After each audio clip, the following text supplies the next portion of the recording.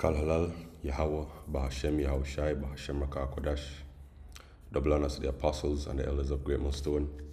Salutations to the Akim pushing his word in all sincerity and in all truth. Peace and blessings to the elect, starting with 144,000, and to the rest of the believers, the large multitude of men, women, and children whom the Lord has foreordained to receive mercy in these last days. Shalom.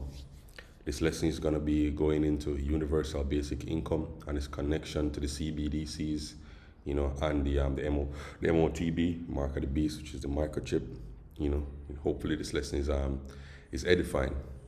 So for those of us who don't know what universal basic income is, this lesson is going to be going into introducing what that is and some of their logics, for bringing it in and how that's tied into the MOTB and the CBDC system that's being brought in. So we're going to start here in 2 Corinthians chapter 2, verse 11. Lest Satan should get an advantage of us, for we are not ignorant of his devices. Let's see what that says in the NLT. It says, so that Satan will not outsmart us, for we are familiar with his evil schemes. Right? So we know the evil schemes. Why? Because we know the prophecies. Right? Because the Heavenly Father has given us the blueprint, by way of his words, by way of the prophecies that are written in the book, and as we familiarize ourselves with the prophecies, we see the evil schemes, that the elite have laid, the snares that the elite have laid, and we watch the things that are happening in the news, and in current affairs, geopolitics, whatever it might be, and we match it back to the scriptures, and we come out as watchmen and we blow the trumpet. Now we're going to start with what universal basic income is, before we get into the meat of the matter. So universal basic income proposes that the government give every adult citizen a set amount of money on a regular basis, typically without conditions related to wealth or employment. The aims of such a system include reducing poverty and helping people meet basic needs. Now, the question you're going to be asked is, why is it that people would need, universal basic income? Why don't people have jobs? Well, right now, joblessness is at an all-time high, and it's going to get even worse. And I'm going to show you why, right? It says universal basic, UBI proposals have been piloted in cities across the U.S., though they have been limited in scope. The idea of UBI has attracted significant attention since 2020, particularly given the ongoing developments in AI and automation. And this is one of the main reasons, why UBI is considered, right? So this article here, right, is from The Guardian, and it was posted, a few months ago, right? November 16, 2023, so last year. It says, AI is coming for our jobs. Could universal basic income be the solution? It says, the idea of a guaranteed income for all has been floated around for centuries. Its popularity is ebbing and flowing with the passage of time and current events. While it is considered by many to be a radical concept, proponents of UBI no longer see it as a solution to poverty, but as the answer to some of the biggest threats faced by modern workers: wage inequality, job insecurity, and the looming possibility of AI-induced job losses.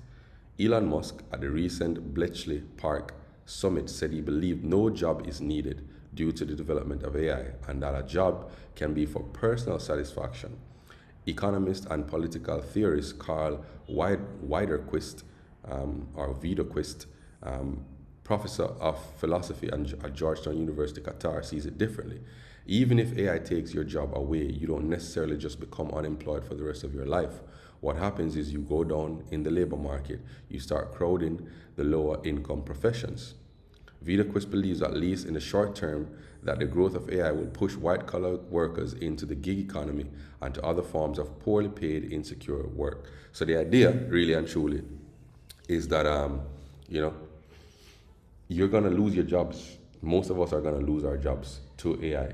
That's the prediction, So why not give people a means to survive, right? And this is an example of, how AI, and robotics, is taking away simple jobs, and they're also coming for complex jobs. But let's Let's play this here.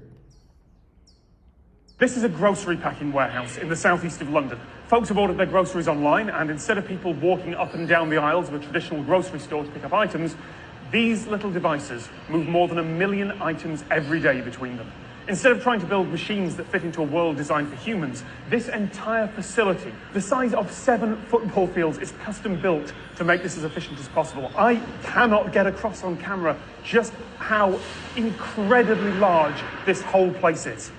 The top speed of those boxes is about 14 kilometers an hour, and they pass within 5 millimeters of each other when they move. So, how many robots are there in the hive? Well, that depends on how you count them. What you're looking at behind me is the hive. We've got the grid, which is the metal structure. It's filled with products. So that product is housed within what we call totes, or these open boxes that you can see at the top of the grid. We have around 2,300 bots, and they move the stock around the warehouse so that we can pair it up with customer orders to be delivered. The bots will move in the X and Y direction. They can also move in the Z direction. So we have a cable hoist system that means that they can lower down a gripper assembly and grab onto the stock that we have in the grid. In some areas, we have as deep as 21 totes all in a line. We have sensors underneath the bot that mean that every time it passes over one of the squares on the grid, it has a laser underneath it that can tell when it moves. This is a right. So this is, a perfect example of, why we say, a lot of jobs are going to be lost to AI. These packing plants, these distribution centers, Amazon is one of the most popular ones. They employ, hundreds of thousands of people, and that's a lot of people that's going to lose their jobs to AI. Software development is one, another example. There are no fast food joints, that are run entirely by robots, and AI, So this is coming. We know it's coming. It's been predicted by a lot of people. So when so many persons lose their jobs, what is that? Gonna lead to? Right, it says here, if in the future workers do find themselves made redundant by automation and unable to access secure positions, UBI offers a similarly promising option, says Loke Groot, Associate Professor of Economics. So the idea is feed the masses so they can survive. Give them enough so they can survive. But that's the catch. That is going to be the bait. The UBI is going to be the bait one of the baits to reel you into the system. This is Psalm 140 verse 1, it says, "Deliver me, O Lord, from the evil man, preserve me from the violent man," which is Esau, Edom, the lead especially, which imaginate mischiefs in their heart, continually they gather together for war. They have sharpened their tongue like a serpent, as poison is in their lips, meaning they lie. They lie like they breathe.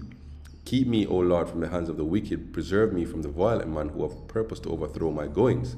They have hid a snare for me and cords. They have spread a net by the wayside. They have set gins for me, Selah." So these things, are traps and gins that are being set for the people. You being out of a job, can't feed your family, can't feed yourself, can't buy medication for yourself or your family. In comes UBI, in comes universal basic income, guaranteed income every month. At what cost? That's what we're going to get into, right? So this is one example, of a country that's why is this doing this? It was not doing it before. That's pushing UBI, right? So this is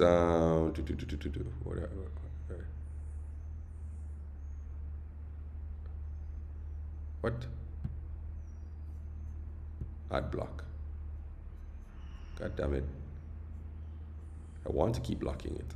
Anyways, here we go. All right, universal basic income of nearly $2,000 a month to be trialed in England for the first time. This was published last June.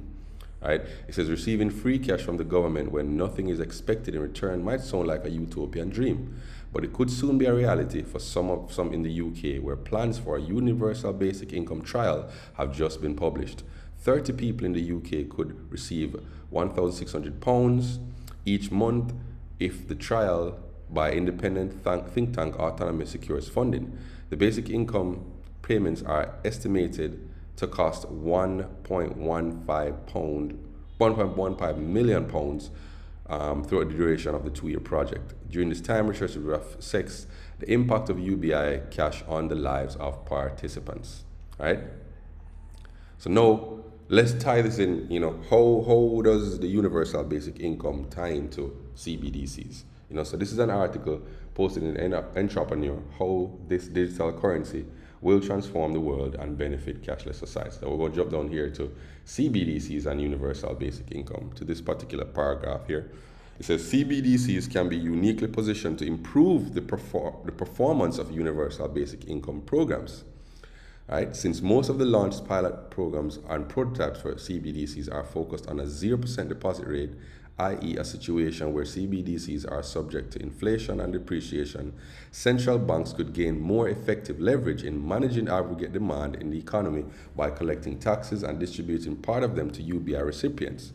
By issuing currency in digital form, central banks will be able to radically reduce the cost of the state to ensure the circulation of the national currency and social support for the population. So they're saying, this is going to be a much more efficient way, to get this money out to you. You're going to be able to get it instantly. We don't have to worry about it going through multiple banks, spending money to have that done, it taking some time. You're wondering how the money is not reached yet. This is just going to be, instant, So this is a short clip, talking about, UBI in the UK and tying it, to the CBDC and the MOTB. So we're getting more, into the meat of the matter, showing you how, both are connected. If I told you that you could get a universal basic income of €2,000 or pounds a month for free from the government with no strings attached, in a period where people are looking for ways to cope better with the cost of living price increases, would you accept a universal basic income of €2,000 a month in exchange for a microchip in your hand? Well, that's exactly what's about to happen as part of the rollout of the CBDCs, the central bank digital currencies, which the WEF founder, Klaus Schwab, had laid out as a plan in 2016. A report just published by the Bank of International Settlements explains how our new digital money system is about to work. Microchips offer alluring benefits of convenience and mobility, but they carry potential cybersecurity, privacy, and health risks. So we have a few questions. Is $2,000 worth our privacy? How do we reconcile enticing monetary offers with potential health risks? Who's steering this ship, and how can one opt out? Who owns the data on the chip? And who has access to the data and when? Who knows? But if this is something that interests you and you'd like it to be... So this video nicely ties in, the whole lesson, UBIs, because you're going to go with a job because of AI, and then in order to get the UBI, you're going to have to take this this chip, So that's one of the ways that they're going to really win. This is Revelation 13, verse 16, and he calls it all, both small and great, rich and poor, to receive, rich and poor, free and bond, Salakia, to receive a mark in their right hand or in their foreheads, that no man might buy or sell, save he that had the mark, or the name of the beast, or the number of his name. I'm interested to know what that says in the NLT. Never read it in the NLT. He required everyone, small and great, rich and poor, free and slave, to be given a mark on the right hand or the forehead, and no one could buy or sell without that mark, which either the name of the beast or the number represent, which was either the name of the beast or the number representing his name. So we know that this, the MOTB, the mark of the beast, is the market chip. We went into it many times. From the apostles on down, went into it many times. I know we're seeing, the culmination of this prophecy, really unfolding. And as we see, the military conflict heating up, in the Middle East and around the world, we know that this prophecy must be at the door. So we're going to show another clip, and this time it's of Richard Werner, noted top economist, speaking about the form that the CBDCs will take. Right, here we go. Fair use. not. We must stop it dead in its tracks, because this is exactly what they want. It's all about power and control, as you said. Now, perhaps the most concerning part of this all to me is what you mentioned on a recent interview you did with Ivor Cummings. You said that since 2015, it's been the elite's plan to have the CBDC integrated into humanity via a microchip implanted under each person's skin. And that's what we've been saying. We've been saying this, for decades, starting with the apostles and elders. We've been saying this for the longest, that the CBDC, the form of the CBDC is going to be in the form of a microchip implanted in your hand, Can you tell us a little bit more about how you discovered this plan, and is that truly our soon future? Of course, if you look into this, you will find that there is this movement called transhumanism, which is all about implanting essentially electronic devices into the human body. And just on that, that note of transhumanism, there's a revolution right now in the electronics sector, which is graphene. Graphene is set to replace silicon, as the basis of the electronic world, because it is it's much more efficient, it's much more powerful, and also it can be integrated into biological matter. Graphene has the ability to create biological circuits, to be integrated with carbon-based, because graphene is actually carbon. It's a form of carbon, so it can be integrated with us because we are carbon-based biological beings. So this idea of transhumanism is really being pushed on a lot of different fronts. In my view, wholly and entirely ethically unacceptable. It's a violation of human dignity. Where is the human dignity here? They sell it as an improvement. These will be, and you've got all these sort of Hollywood productions to support this idea. These will be superhumans. They'll be enhanced. They'll be, able to think faster. They'll be able to access the internet by just, using their thought. Yeah, these are the things, that Esau are gonna use, to lure people in. Let me see if I can get that. Miracles in Revelation, right?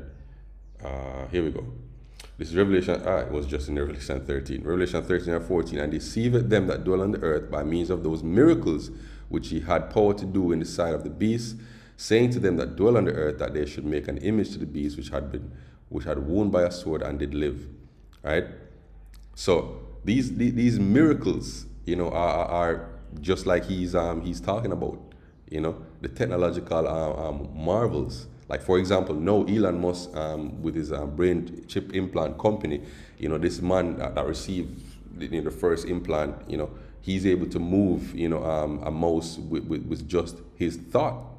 That's a technological marvel, and just as Richard Werner is saying here, being able to think faster, access the internet via your brain and all that, that's going to be things that are going to entice people into taking this, because you're not going to become superhuman, Elon Musk is... but as you become superhuman, the catch-22 of that is that you're going to be now hooked up to the grid.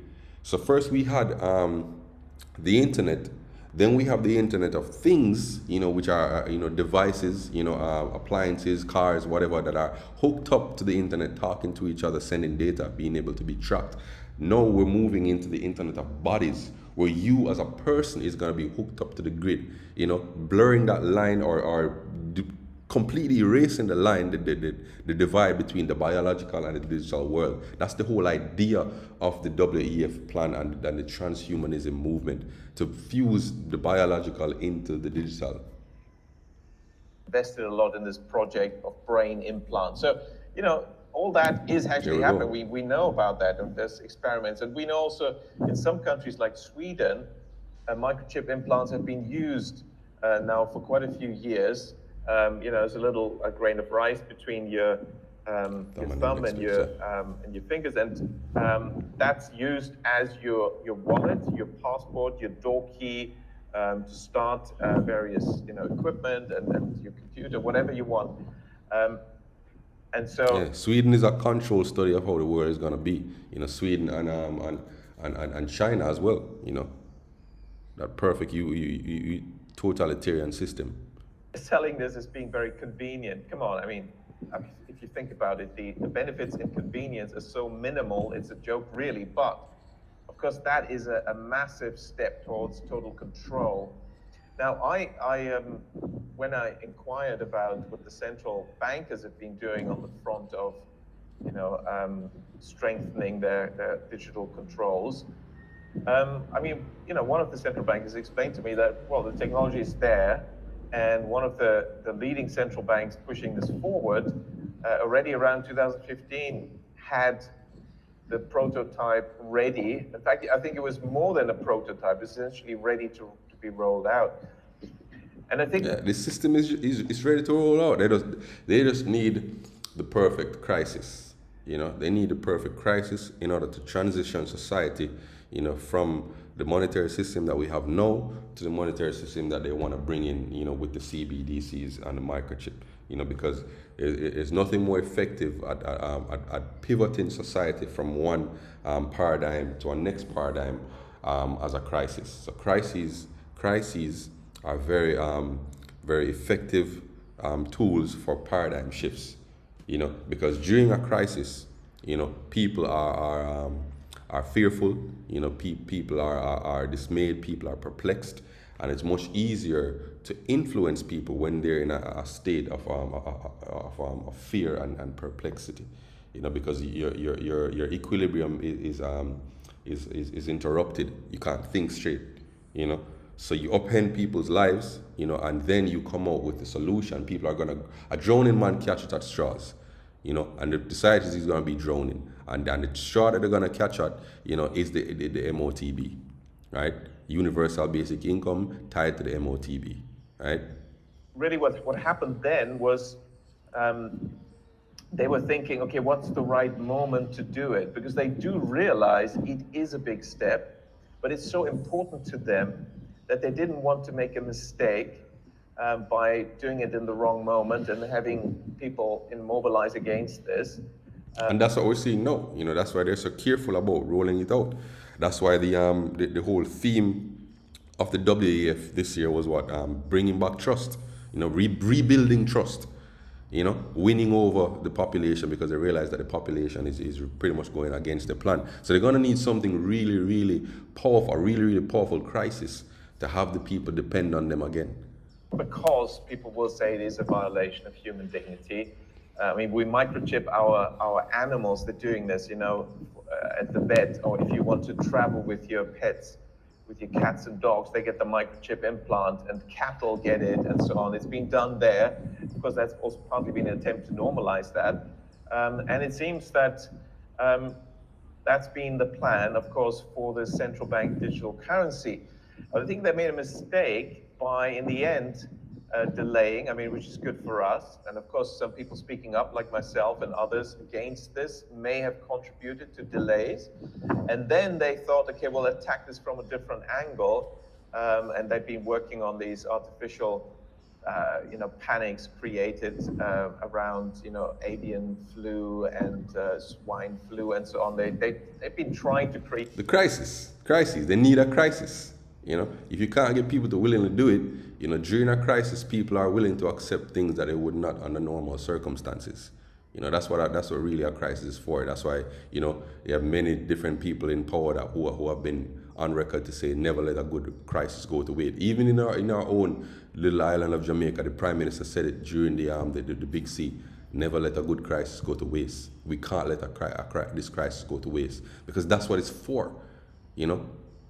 Introducing a paradigm shift which would have never been possible under normal circumstances. So we're going to stop it there. Brothers can watch the rest of the video, and we read, Revelation 3:10, it says, because thou hast kept the word of my patience, I also will keep thee from the hour of temptation, which shall come upon all the world to try them that dwell upon the face of the earth. Let's read that in NLT, right?